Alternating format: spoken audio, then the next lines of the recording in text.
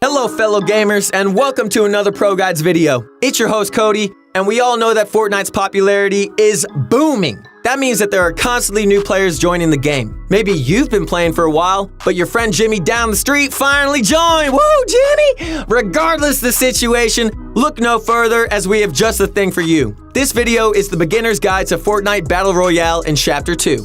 We know this isn't a video that everyone is looking for, but we wanted to make sure that we reach out to all players. So yes, seasoned veterans, you probably know this stuff, but we were all newbies once, and personally, I would have really appreciated having something like this to help me take my first baby steps. Anyway, considering the topic of this video, it's befitting that our question of the day is how you started playing Fortnite Battle Royale. I had it introduced to me by a friend, and I've been hooked ever since. I don't have a problem though, I swear, man. I just, one more game, one more arena. Okay, sorry. Now for all you newbies out there and those of you who are trying to improve, make sure that you check out ProGuides.com. I'd especially suggest you check out our coaches there. They're all really helpful and will help you understand the fundamentals that you need to find to have success in Fortnite, especially since Fortnite has many aspects. It's really nice to have someone who can help and guide you through this process. We also have a lot of beginner-friendly content for every role. So noobs, stop getting pwned. Let's jump into the video. Released on September 26th of 2017, Fortnite is a battle royale game where 100 players are placed on a giant map with a storm that slowly closes in on everyone while they're forced to fight it out to be the last man standing. Fortnite has 3 core game modes, being solos, duos, and squads, with 1, 2, and 4 players per team respectively. Another mode, trios, was introduced, but not as a core. In duos, trios, and squads, you can team up with your friends and work together to survive, or you can play solos for a more intense experience. In Fortnite, there is one primary goal, and that goal is to get the shiny Victory Royale. The Victory Royale signifies that out of 100 players fighting it out to the end, you were the one player who defeated them all, and you were the last player or the last team alive in the end. The ultimate goal of any Fortnite game is to get the win! Get that W, bro! Whether you're playing in a competitive tournament or playing casually for fun, the win is the ultimate symbol of, well, beating 100 other players. While a win is pretty difficult to attain, there are certain strategies that you can use to increase your chances of winning. For example, playing a more passive playstyle and avoiding fights is an effective strategy which we'll be going over later on. In Fortnite, there's no particular kill count you have to achieve in order to win. In fact, it's quite the opposite. Sometimes eliminating other players hurts you more than it helps, but we'll get to that later on in the video. Now that we've gone over the core concept of Fortnite, let's discuss a bit more about this map that you'll be spending most of your time on. There are a bunch of points of interest around this map, with 13 main locations. However, it hasn't always been this way. In fact, until just a few months ago, we had a whole different map. We're currently playing in Chapter 2 of Fortnite, which released on October 15th of 2019. There are currently 13 primary points of interest, with other small unnamed locations scattered around the map. The ultimate goal of each location is to provide loot, being your weapons and healing items, and to provide materials, which can be used to fuel Fortnite's primary mechanic. And the reason we all love the game so much, building, like Bob, dude, what's up? Loot comes from one of a few sources. First, we have floor loot, which randomly spawns on the ground in certain areas. Second, we have ammo crates, which provide ammo for your weapons, and sometimes if you get lucky and get a blue ammo crate, they'll include even more ammo than usual and sometimes even carry healing items. Third, we've got the supply drop, which comes from the sky and drops a high rarity item with healing items and ammo. Finally, the most popular source of loot is from chests. Chests come in 2 types, the normal chest and the blue chest, also referred to as the super chest. This super chest only drops good loot, with only the 2 highest rarities of weapons dropping from them, along with guaranteed healing and materials. Normal chest drops some materials, a healing or utility item, and a weapon with good ammo to go with it, which can be of any rarity. Speaking of weapons, I think now would be a good time to go over the weapons and items in Fortnite, because this is essentially what you'll be using to win the game. The term loot pool refers to all of the weapons and items that exist in the core game modes. Fortnite's loot pool includes 8 unique weapons that come in different rarities from common, rare, epic, and legendary. The higher the rarity, the less bloom and higher damage it does. With different uses, 5 healing items, 3 shield items, 3 utility items, traps, and boats for mobility. Let's go over the Fortnite loot pool so you can get a better understanding of it. First off, we have the long-range weapons. The only primary long-range weapon in Fortnite as of now is the bolt-action sniper rifle. This weapon deals extremely heavy damage, but it only has 1 shot per clip and takes a few seconds to reload before it's able to shoot again. Next up, we've got the mid-range weapons. These include the assault rifle, the burst assault rifle, and the rocket launcher. Starting at the top, we've got the basic assault rifle. This weapon deals a fair amount of damage, shoots pretty fast, and has good range. The assault rifle, or AR for short, is the textbook weapon in Fortnite, with everything about it being pretty normal. Second, we've got the burst AR. This one is essentially the same as the classic AR, but instead of shooting on full auto, it shoots bursts of 3 shots at a time with a short delay in between. Finally, we have the RPG. We call the RPG mid-range because while it can be very effective at pretty much any range, we mainly see it being used in mid-range for maximum effectiveness. The RPG is great for destroying large structures or hitting splash damage on an opponent. Both assault rifles have clips of 30 rounds, and the RPG has 1 rocket per clip with a very long reload time to account for its explosive strength and power. Finally, the last class of weapons, the short-range weapons, these will be used the most, as most engagements in Fortnite are in close quarters. These weapons include 2 types of shotguns, the tactical shotgun and pump shotgun, the submachine gun, and the pistol. Starting from the top, the tactical shotgun deals heavy damage with a fast fire rate. However, this weapon has a large spread, and it isn't exactly the most accurate. If you have good aim and you're a bit more precise, the pump shotgun will be your homie, dude. Come on. Woo! I love you, shotgun. Don't ever leave me, please. With even heavier damage but a slower fire rate and less spread, the pump shotgun rewards accuracy and precision with high damage shots. However, if you miss your shot with the pump, then you'll be in a rough spot, so be careful. Many people in the Chapter 2 meta prefer using the tactical shotgun as its fast fire rate allows them to mow down their opponents quicker. Next up, we've got my good buddy, the submachine gun. This close-range powerhouse has 30 shots per clip with an extremely fast fire rate. While the SMG damage isn't insane, it makes up for this with a great speed and effectiveness in close quarters. Finally, we've got the weapon that most people consider the worst in the game. The good old classic pistol. I love you, pistol. There's no love for you. I'm sorry, bro. But it's because you only have 16 rounds per clip and you are unable to be shot by simply holding a button down.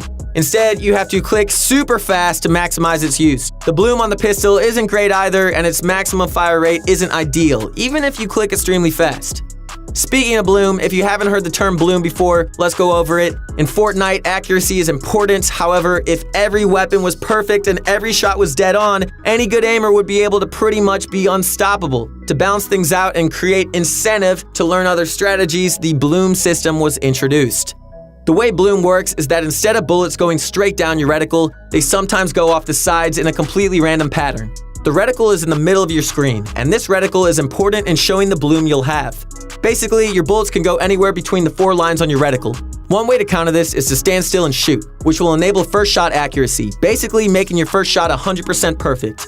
However, this can be risky as getting sniped or attacked by another player is pretty common in Fortnite. You should always be trying to minimize your bloom by using methods like crouching, moving slowly, strafing side to side, and other methods. Okay, now that we've gone over Fortnite's weapons and some of their basic mechanics, let's discuss healing and shields. In Fortnite, you have a maximum of 200 HP, which is split into 2 parts, health and shield. Your health is your true health, and your shield is like an extra layer of protection. Health is preserved through one of 4 ways, either by using a bandage bazooka, eating fish, eating forage items like apples, or using a healing item like a medkit or bandages. Shields are replenished by either eating a slurp fish, which we'll explain later on, eating foraged mushrooms, or by using shield potions. It's absolutely crucial to carry healing items and shields, as you're likely going to be damaged in most of your fights. Out of 5 inventory slots, usually 1 or 2 of them should be filled with these items. Let's discuss the healing and shield items. First, we have the medkit, which takes 10 seconds to use and fills your health bar completely. Whether you have 1 health or already have 99, a medkit will bring you to 100 health, completely filling your bar. There's an alternative to medkits, and that is the bandage. Bandages come from chests or from floor loots in stacks of 5. Each bandage heals 15 of your health with a maximum of 75 total, so you can't reach full health off of bandages. However, they're still a great tool. Finally, we have the bandage bazooka, which heals 15 health per shot, up to 100 total health. This item reloads on its own, and it is basically an infinite supply of health. By shooting it straight down at yourself, you can heal yourself up, or you can heal your teammates by shooting it at them. The bandage bazooka carries 5 bandages maximum and recharges 1 every 20 seconds. That means if you use 3 bandages to heal up 45 health, your bandage bazooka will be full in 60 seconds. However, this bazooka takes up to 2 inventory slots, so it comes at a pretty hefty cost. Next, let's discuss shield items. There are 2 main shields in Fortnite, the mini shield and the shield potion. First, let's talk about the mini shield. Mini shields drop in stacks of 3, and you can hold 6 per slot. They're one of the most commonly used healing items in Fortnite, and they take 2 seconds to use and heal 25 shield. However, there is a limit, as you can only heal up to 50 shield with mini shields. Instead, To reach full shield, you'll need a shield potion, also referred to as a big shield or a shield pot. These drops in stacks of 1, you can have 3 in one slot, and they give you 50 shield, each with a limit of 100 shield. However, they take 5 seconds to drink, so you've got to be in a safe area before you use them. I know you like hanging out in alleyways, bro, but you gotta just chill on that for a second, dog. There's one more way to heal up, which is fishing. There are 3 types of fish you can catch, which all take 1 second to use and have different rarities. First up is the most common fish, the small fry. The small fry can have 6 in one slot and heals 25 health with a maximum of 75. If you're looking for a larger health boost, you're looking for the flopper fish. The flopper heals 50 health with a maximum of 100. Floppers can have 4 in a stack and are super useful for a quick health boost in a fight or if you're overtaken by the storm and need to escape. Finally, we have the best fish in them all, the slurp fish. You can carry 3 slurp fish in one slot at a time. Slurp fish grant you 50 effective health when they're being used, and basically this means that they'll give you 50 of whatever you need. So if you're at 50 shield and 100 health, you'll get 50 shield. If you have 75 of each, you'll get 25 of each from your slurp fish. They simply give you 50 of whatever you need, prioritizing health first and then the shields. Man, I freaking love you, slurp fish. You are definitely invited to my birthday party. Or party at Slurp Fish House. Woo! Let's get it. Slurp, slurp, slurp, slurp. Okay. Fish can be caught by using either a fishing rod or a harpoon gun. The fishing rod is the classic way to fish. They can be found in chests, floor loot, or from one of these fishing barrels. The harpoon gun has 10 shots, can be found in chests, floor loot, or fishing barrels, and it automatically catches fish instead of having a short wait like the fishing rod does. Almost all fish are caught from one of these fishing holes, which are basically white circles in any body of water which have fish jumping around in them. Simply toss your fishing rod or shoot your harpoon gun into the fishing hole and you'll get either a flopper fish, a slurp fish, or a weapon. If you use a fishing rod, wait for your bobber to go down and click again to retrieve your item. The only way to get a small fry is to fish somewhere that has no fishing hole. You might also get a rusty can, which basically has 0 use. We recommend trying to carry fish as they are pretty much the best healing you'll get since they heal a lot and only take 1 second to use.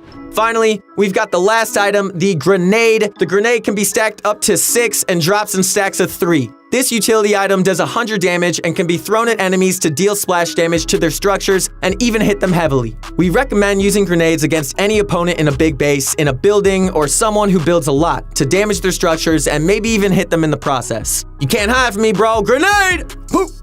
As of today, the best way to move around the map quickly is by using a boat. Boats spawn in any major location on the edge of the map. They can be used to travel across land or water. Kind of weird, right? Honestly, the way that these boats are able to travel on land is baffling, but it's perfectly fine. Anyway, if you're looking to make a long rotation to the safe zone, keep your eyes out for one of these as they are currently the fastest form of mobility in Fortnite.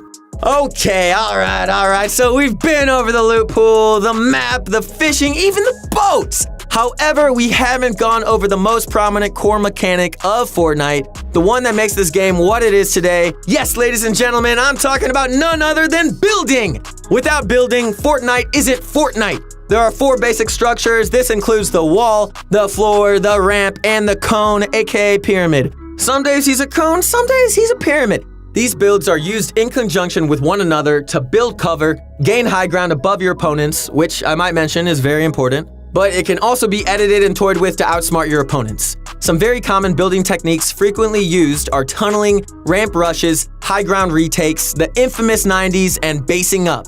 Finding all the different building techniques and practicing them is up to you. Luckily, we've got a bunch of videos on the Pro Guide channel and a ton of awesome content on our website that you can use to improve extremely fast. Take the time to practice your building and results will show.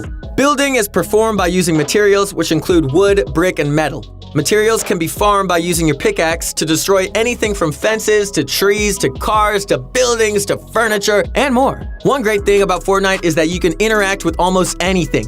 Almost anything you run into is farmable. You can see your material count on the bottom right of your screen. Each build takes 10 material, and you can decide which material you need to use based on your situation. If you're in a normal fight, wood will do. But if you need a heavily reinforced building like a base or a box to heal in, brick or metal will definitely work better. Now let's head on over to editing. Editing is another crucial game mechanic used in direct conjunction with building. Editing is used to modify your structures. You can do anything from a simple window or door edit in a wall, all the way up to spiral staircases and other crazy looking things. The beauty of editing is that it is such a unique system, and so many new editing tricks are constantly being discovered. Let's quickly go over how to actually edit a structure. Once a build is placed down, look at it and press the button labeled Edit. Once you press this button, select the titles you'd like to use for your edit and press your edit button again to confirm it. Let's quickly go over a few popular edits. First, we have the basic wall window edit. Simply select any one of the tiles on the middle row of your wall and confirm the edit. Doing so on the left or right side will make a slightly thinner window. The middle one is a much larger and more open window. Second, we've got the wall door edit. This door edit consists of editing the bottom 2 tiles of any column on your wall, similar to this. All door edits are the same and they can be edited on any column. All door edits matter, baby, come on!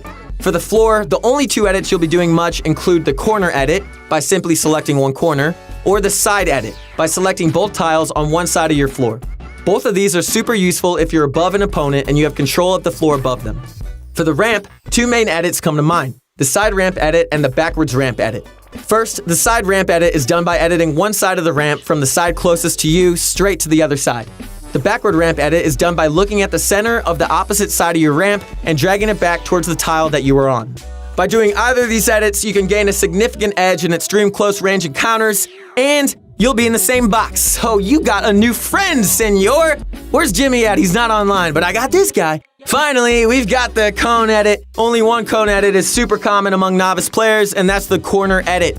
This corner edit is done by selecting one corner of your cone. This is super versatile, as it can be used to peek in a base, go up a structure in a fancy fashion, or in a close range fight to confuse your opponent. Editing is super helpful, and experimenting with edits in Fortnite is a great thing to do. Practice your edits often, and you'll be pulling off crazy plays in no time. Hold me back, bro. I'm gonna frickin' lose it on this guy. Whoa, chill. Let's look at why and how to take a fight. Don't just jump in, bro. One common concern among newer players is whether they should run around looking for fights or if they should play safe and try to go for the win. While getting kills may be good practice, it might take a while to get that win. On the other hand, while getting the win is super satisfying, are you really gaining anything if you just camp the whole time? Hold me back, bro. We recommend a fair mix of both strategies. It is the honest truth that you won't improve unless you fight another player and learn from your mistakes. But also, if you don't get some wins every once in a while, it'll be a bit harder to keep your confidence up. We recommend that as a beginner player, you should take every fight that you can get into and learn from every mistake you make. Did you mess up a build? Go practice it over and over until you can do it consistently. Did you miss a shot? Practice and improve your aim. Did you forget an edit? Do it consistently so you won't mess it up next time. Treat every fight as a learning experience and improve on your mistakes. That is the best way to get better at anything in life. Alongside this, playing aggressive and eliminating other players can be very rewarding beyond just the dab that you do over their body. Dab.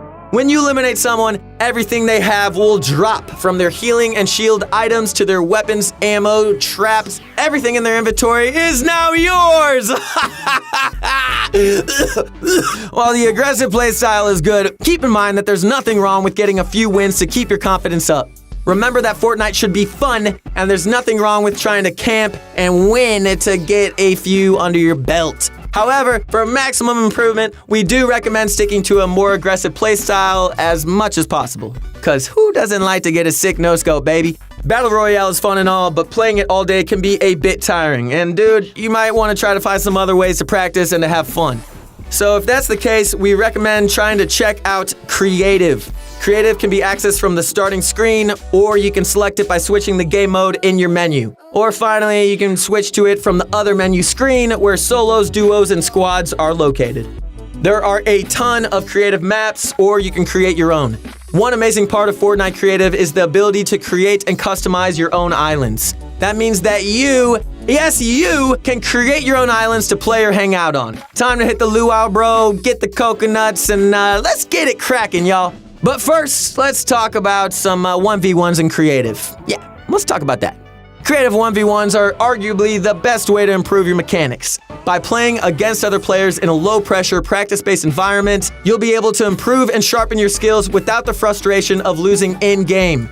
1v1s come in 2 forms, the playground fight and the box fight. The playground fight is performed like this. First, both players build a ramp opposite from one another and place a wall in between them, like so. Next, they both sprint into the wall, and one player makes a full arch edit to initiate the fight. Once you run up your ramp, perform any builds you like to push for high ground, and from there, the fight is all up to you. Good luck, soldier. On the other hand, we've got the creative box fight. Box fighting is essential in Fortnite as most engagements result in close-range shotgun battles where the player with the best edits and smartest plays is often the winner. To play in box fights, you have to input a code into one of the featured rifts. Here are a few popular map codes for you, bro. You got the Advith box fight map. You got the moving box fights. You got the box fight free for wage box fights and fiber box fights. Don't forget your fiber, y'all.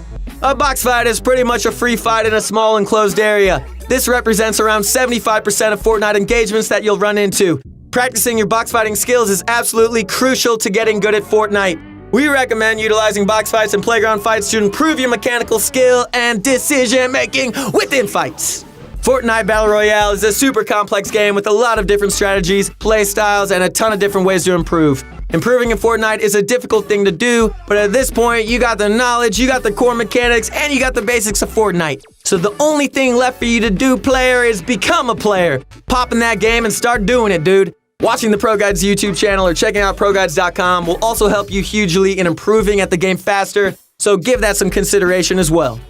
Alright guys, that's going to be it for today's video. Go into the next early game confident knowing that you've got a good strategy and you will come out of your fights with great loot, materials, and a path to the end game. Because we getting that W, baby. Really hope you enjoyed. Don't forget to use code ProGuides in the Fortnite item shop when you make any sort of purchases, as it really helps us out and we really do appreciate it.